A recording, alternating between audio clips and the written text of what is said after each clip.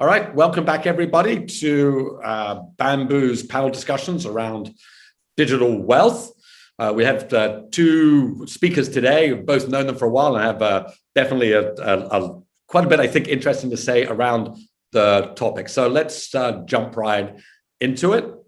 So today what we're going to do is we'll have a quick introduction of the panelists. We'll go through the different questions and really see if we can dive into some aspects of digital wealth, and we'll take it from there. So diving into the two panelists we have today, why don't we get introductions? Yukiko, why don't you give a quick intro to yourself? Hi, my name is Yukiko Roberts. I work for SBI Holdings, currently belong to SBI Securities.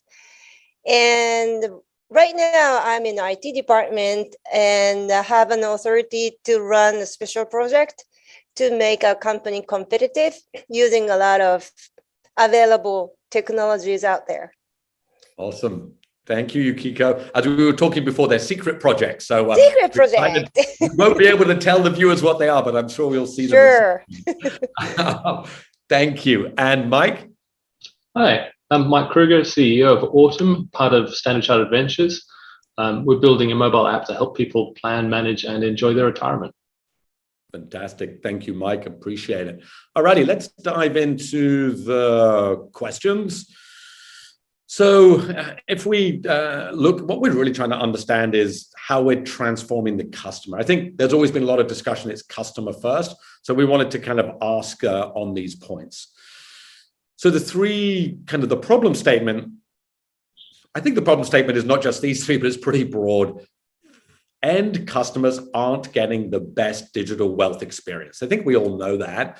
And I think what we're looking to today is just to look around how, both from Mike's perspective and Yukiko's, how both the industry can stay relevant and just how the customer experience is progressing. Okay, let's dive into the different questions. We'll go through three of them, which is what's the number one thing matters to customers, what strategies, and then the solutions. So question number one, and I think, Mike, well, you've just launched Autumn 3 months ago. It is direct to customer. As Autumn is slightly different because it's not just wealth, it's wealth and health. And I know you've had some thoughts about how those come together, but from your customer's point of view, how do you think about how Autumn is helping them? Yeah, so Autumn, first of all, is really trying to help simplify planning for the future. And as you know, the industry is quite complicated, and some of that is deliberately so, and some of that is just structurally happen to be the case. So first of all, we're trying to help people understand what they need to do and the steps they need to take, so really simplify that. Secondly, we're trying to protect our customers from all of the lack of information and misinformation in the industry, to really make sure that they are getting the right products, the right advice that's suitable for them.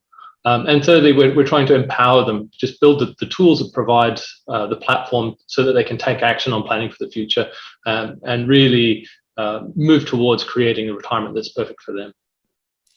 It's really interesting that there's so much in there. Protect, educate. It's a big list of things to do, Mike. Yeah, it is. But I think when it comes down to it, the getting people started on their journey to planning for the future, it really is a very simple process.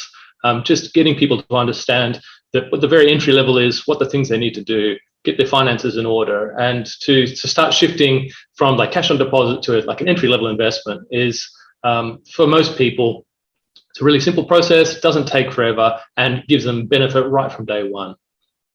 Absolutely. And Yukiko, I mean, you've worked both in the US, in Thailand, in Tokyo. You've seen customers from across different parts, and both in brokerage, technology. How do you view what the customer really wants today? For me, those investors have been really in a passive position, right? They were told what's the right thing to do, what's the right product for them. But now we have these tools, and then almost too much information that they have to go through. So it's almost like too extreme situations. So 0 to everything. And digital wealth management tools will fill that gap, right? That's personalized, and it's objectively personalized advice or information that, those financial advisors trying to make some money out of the support retirees, right? And that kind of thing, unfortunately, happened a lot in a certain part of the planet. And digitalized wealth management tools, only thing you need is phone and internet. I love this. Mike, your thoughts on objectively personalized. I love that phrase. Yeah. It's a great phrase. Thank you. Yeah, so the digital tools are really bringing comparability and transparency to the world of wealth management, I think. And where users have the ability to be able to compare like for like, it really does help make sure that they are getting the right product for them. But not only that, obviously you have big data, you have like the data aggregation opportunities, so you can collect an enormous amount of information about the customer to make sure that when you're giving advice to them, it really is tailored specifically to them. But then also using digital technology, you can do that at scale. So you have like something that's deeply customized, deeply personal for everyone, and at a price that it is affordable for everyone. It's really transformative. Yeah, like I think I would have said only 3 or 4 years ago, it wouldn't have seemed quite possible. There didn't seem to be quite the same ability to, whether it's wealth management, stocks. I mean, obviously Yukiko from SBI, you've been on online trading. That's gone through a massive transformation, and some of it's good, some of it's bad. The transformation in stock trading, but it has transformed. And the same is happening for wealth management. The ability to say, as you say, it's either 0 or everything, and in between, digital is going to fill that gap from there. So why don't we? This takes us on to the next kind of question, which actually a lot of the viewers of these panels that we put up actually want to know, what are the strategies? So yes, the customer needs more objectively personalized advice. Yes, it's digital, but what are the strategies that you're actually, or what strategies do you think are the right ones for this kind of digital advice gap? Maybe Yukiko, do you want to maybe kick off? Can you elaborate a little bit about this digital gap? Sure. I think so. Certainly, as we see it, is that it's called like maybe the advice gap. The idea that you have to have more money to get better advice. That there has been this change to say, and this is how we perceive it, there's different ways to perceive it. The people with less money get less advice, or they previously had, because, as you say, the financial advisor didn't make money from it. Whereas now, using the different strategies, financial institutions can use different technology to make it commercially viable to offer advice to perhaps everybody. So that digital gap, right? And rich and richness, am I right? Yeah. However, what I did was lower the psychological barrier around investment, right? Investment sounds too much for some people. It's not my thing. Maybe I should, ask someone. I don't think I can do it myself. To lower the barrier, regardless of what kind of sophisticated technologies, running on the background, making the front end, the UX, right? The GUI, very simple and fun to use. So, for example, what I launched in Thailand was notional-based stock trading application, which is basically online shopping. anybody had done that. So it's really, easy to go in. Instead of picking up your, say, cosmetics, you are picking up your stocks to invest. Same thing. And so the point is to fill the gap, right? Let the heavy lifting, let those digital tools do the heavy lifting for them, but make it easier for them to understand and use, so they don't feel intimidated by the concept of investing. And I think that strategy, simple, fun, approachable, rather than complicated, full of friction. I mean, Mike, you've literally been building, the strategy around Autumn. You've been thinking about this for a long time. Do you agree with Yukiko on that? Is it around there, or how much is it also? Sometimes we hear people, I've always heard this debate. Should investing be fun or should it be serious, right? Is it too fun? What is the education part? Like there's somewhere in between. I don't know, Mike, what's your thoughts in this area? Some really interesting ideas there. I definitely agree about keeping it simple and keeping it fun. This is really important. And this is one of the big changes we've seen with the rise of the digital trading platforms, is everyone getting involved. This sense of it being something that people like me would do. And I think this has been enormously valuable in changing the mindset of people when it comes to investing. There's a huge amount of value when it comes to the advice gap you mentioned, in just getting people started on the journey of investing. Yeah, because most people have a mental block. It's like, investing too hard. It's not for someone like me. That's too complicated. I don't know what I need to do. To make the jump from that to, oh, my friend is doing it, or my brother is doing it, or my colleagues at work, or heck, even my mum is doing it. Like, maybe it's not that hard. Maybe I should give it a go. Just dipping your toe in the water, not needing to necessarily chase strong alpha, but just something that's risk appropriate. Just get started on that journey, change the mindset is hugely valuable. I think also it's really important to know exactly what your customer needs are, to know your customer better than ever. Having a customer-centric approach is definitely the way of the future. This is the only defensible bit. What we see is digitization is reducing all of this, compressing all of the fees and margins on all of the actively managed stuff. So it's enormously competitive. And the only way to stay relevant is to deeply know your customer, and to provide a service that's specific to them. Yeah, like there was this, I saw this debate that, have we made it too fun, right? But I saw the counter argument was, so I have young kids, they're 21 and 19. Now they invest because it's easy. Now they're going to get burnt, I think, by owning the Reddit stocks or the cryptos, and they're going to learn, but they're learning earlier. I didn't start investing until I was 35. So having the hard lessons earlier, yes, there's going to be some fallout at some point. The one thing we've learned in life is that, markets don't go up forever. At some point there is, we've all been in this kind of market that has seen, oh, let's try investing. Oh, it's fun. I made money. It won't be so much fun if you don't make money, of course, right? Then the fun will disappear no matter how much confetti Robin Hood throws down on the screen, right? But I do think the long-term benefit is that people of a younger age, and maybe of an older age, Mike. I mean, you said your mum at however old, figuratively your mum is, or kids at 18, people at different ends are investing, and the strategy is to connect with them.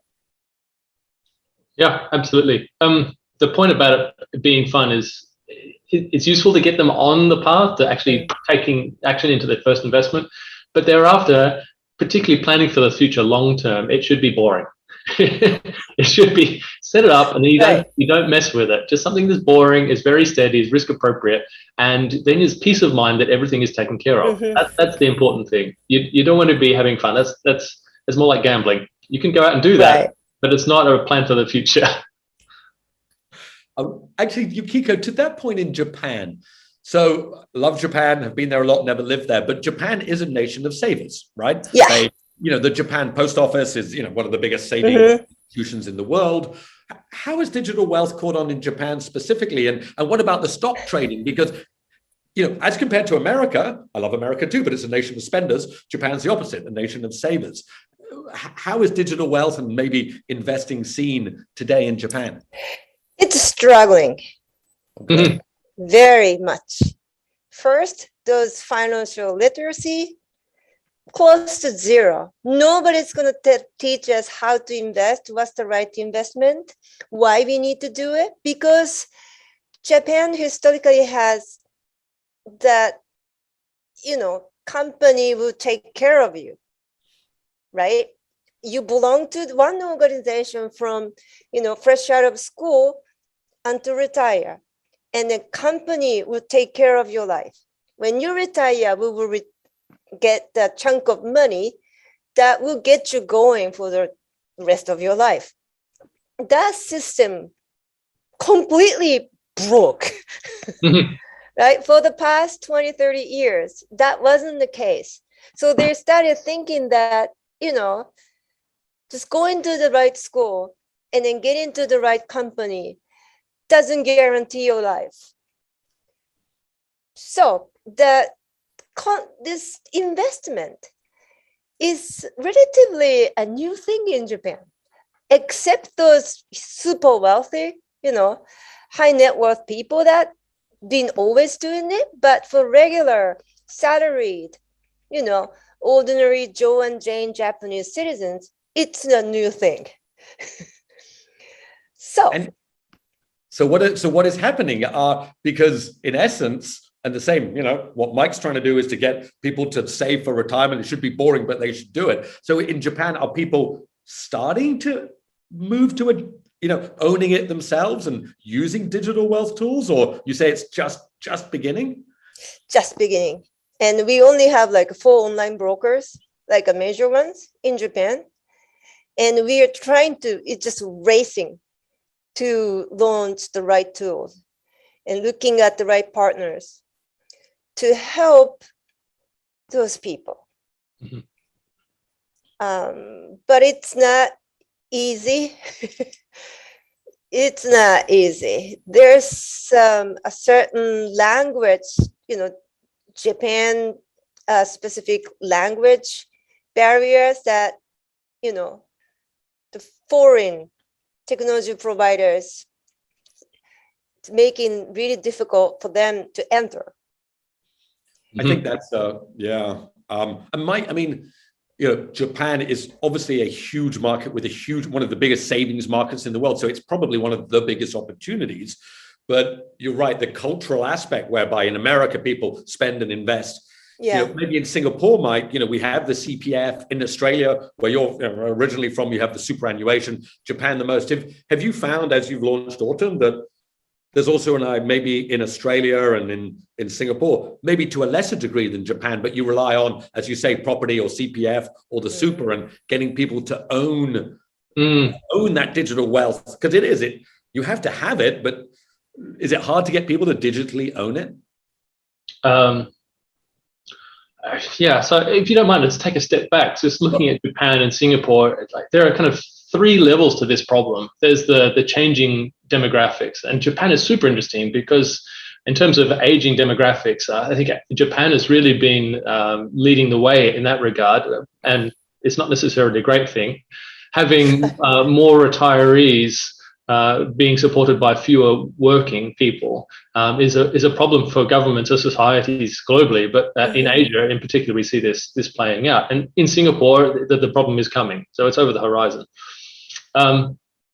So this is challenge number 1. Challenge number 2 is looking at the industry. Is the industry set up to solve this? And as we've seen, traditional wealth management is not necessarily meeting the needs of everyone, and there's this gap because a lot of people find it's not affordable for them, or it doesn't meet their needs, hasn't really met them where they are.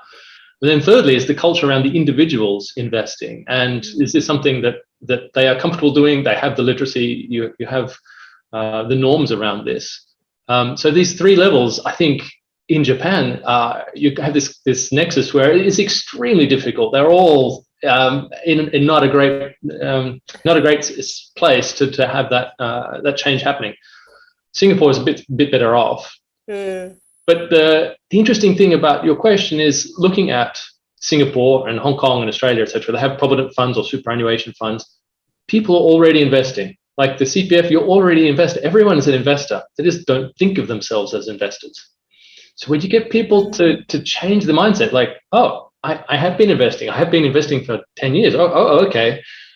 Well, then this thing is not so different. It's not such a big jump. Maybe I can. And it's about getting people to change their sense of identity. This can go a long way to motivating them to take action. Yeah, it's an interesting one. People, you're right, they have money in the CPF or their employers or the super. Oh, I don't invest, but they do. They just don't know that they do. I think that definitely a mindset change is part of doing that.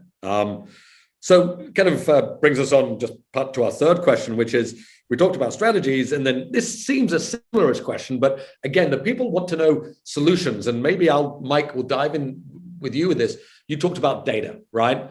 You know, one of the solutions is using data to have a personalized outcome for your client. There's so many kind of thoughts around data, but increasingly, so Bambu, we build robots for lots of people, and what we've seen is the more simple and the more personal, the more data we know about the person, the more likely they are to become an investor, right? The easier it is. So maybe, Mike, what's your thoughts maybe around what are those, whether it's a technology, whether it's data, for financial institutions who are watching this panel? They're like, so what solutions do I do? Like, how, apart from just building an app and getting going, what other thoughts around what solutions they should use to get the best out of digital wealth? Yeah. So this kind of links back to your very first question. It's like, why is it taking off now? What's different? And I think some of the big changes are around open banking and open finance. And you're seeing this slow movement of institutions opening up their platforms to give power to the customers to shift their data and use the data how they see fit. So first of all, having a strategy that supports APIs, like API first, gives portability, enable innovation, get on board a whole bunch of partner companies. So the strategy Autumn is using, we're trying not to invent our own wheels. We're working to partner with best-in-class providers across the different aspects. So best-in-class around model portfolio services, digital portfolio construction, digital health, insurance, et cetera, and integrate the whole lot in a way that allows the user to make the most of their own data, to get the best insights from the collection of all that data brought together. So for example, with Autumn, we're collecting data around the bank accounts. We aggregate all the data in one place to help the user get a view across all of their holdings, Singaporean bank accounts, international bank accounts, all in one view, plus including things like their investments and their properties and their CPF. So it really, at a single glance, makes it very simple for them to understand where they're at. Once you have that kind of data and you combine it with like digital health data from a wearable, and you can start combining that with a deep understanding about risk models, about mortality and morbidity, and then making predictions about chronic disease risks and the corresponding likely health costs in future, you can start getting people to consider, this is how my lifestyle choices are likely to impact my finances, and how I need to either save more or manage that manage the risk using insurance, or maybe change my lifestyle. So then having digital health programs to help people live a healthier life, which is going to end up with them being much healthier, more cost effective, but also in a much better place to enjoy the adventures when they get to that stage. So having the right partners, having data portability, API first, all of these things are table stakes these days. Yeah. I think they really are table stakes, but I don't think everyone's quite got the stakes at the table yet. I think some have. They are table stakes. And the best phrase I heard the other day, I was talking to somebody about tech. It was a business leader. I won't name him on this. And he said, no, Ned, I understand tech. I can even spell API. And his reality was he'd heard of API. He vaguely knew what it was, and he wanted to implement it, but like they're not a tech first firm, right? So he said, my strategy is API. That's as much as I can tell you today. Now, and he knew what it was to a degree. I mean, Yukiko, I think it's that, what Mike says is right. APIs, open banking, cloud first, data portability, account aggregation. From your side, again, you've really looked, again, SBI is obviously massive in stock trading around the world, a huge amount there. What's your thoughts on that area in terms of the technology or the data and how it can be used? So, I'm not speaking for my company. This is just my personal view. Of course. We'll put a disclaimer, Yukiko. We'll put a disclaimer. Don't worry. Yeah. But I think all comes down to, in my mind, two things. There are a lot of data out there. What are we supposed to do about this, right? So I would say artificial intelligence.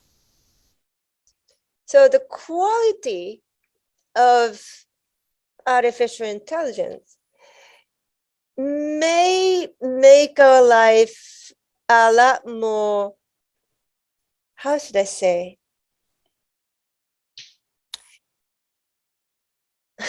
Easier? I don't know, right? Simpler, easier, and not emotionally affected decision, just informed decision. To do so, we need to teach the right thing, right, to AI. So that part of talent may be a gold mine going forward, right? We know we have data, massive data, right? And even the stock pick algorithm, there are a whole bunch of them out there, and the quality is, vary. So to find the right one, the real one, well, we need to look at the people who's making the algorithm. So, yeah, I mean, there are just too many things going on, but in my mind, I think we will all come back to this subject of artificial intelligence, because trained professional person is always better than the machine, but machine has the same constant performance. You know what I mean? I think it's a great point. And I think, look, AI, again, we could spend hours talking. I'm not a professional on it, but it is going to change the way that we do things. I like, you're right.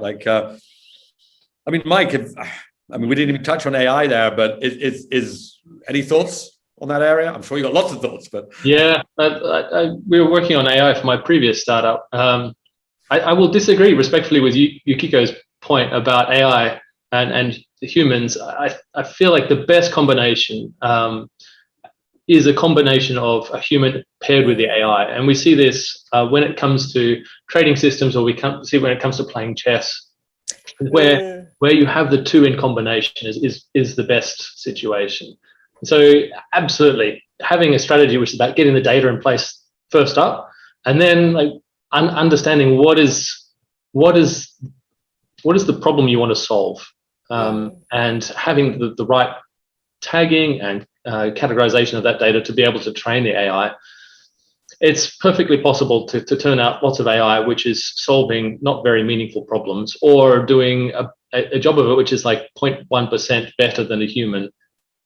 At which point, is this really useful? I think there's a lot of people going around with hammers looking for nails at the moment. I still think there's a huge amount of value in just creating traditional engineering solutions using open data approach. There's a huge room for providing value, and particularly around the advice gap. Like a lot of that stuff, traditional engineering is like, okay, that'll give us 80%, and then you Pareto the rest.